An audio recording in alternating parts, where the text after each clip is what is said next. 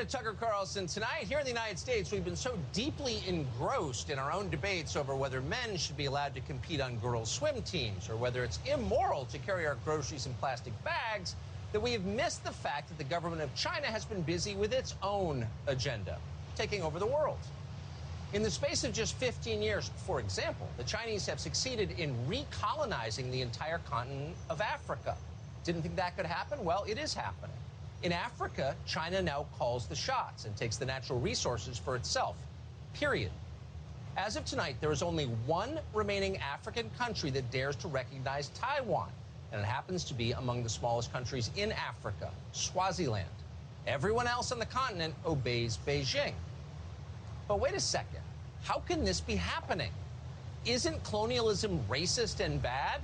Yes, it is. And no one's worse and more racist than the Chinese. Go on Chinese social media sometime and see how they describe the Africans they've subjugated. It's horrifying. So why isn't the New York Times writing stories about any of this? You know why. Because the New York Times is on China's side. That's why they all but ignore the brutal Chinese colonization of Latin America, which is also in full swing right now. Colonialism violates everything the New York Times once claimed to believe in, but that's okay because they never really believed any of it anyway. It was always about power.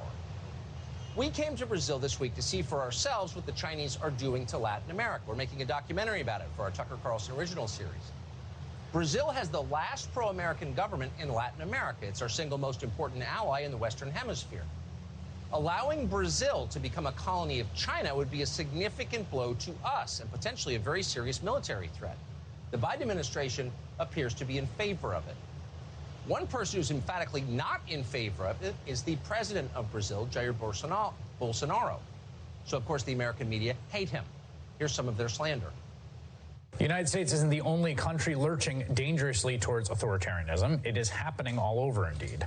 Just yesterday, for example, Brazilians elected Jair Bolsonaro. Usually you don't get rid of an aspiring dictator through the electoral process. Brazil is going to have trouble with Bolsonaro. It's that same authoritarian, like, women-hating, racist energy. He's the Trump of Brazil. President Bolsonaro doesn't believe in social distancing, doesn't want lockdowns, much more extreme than President Trump. Brazil's far-right nationalist president Jair Bolsonaro spoke at an event in Dallas.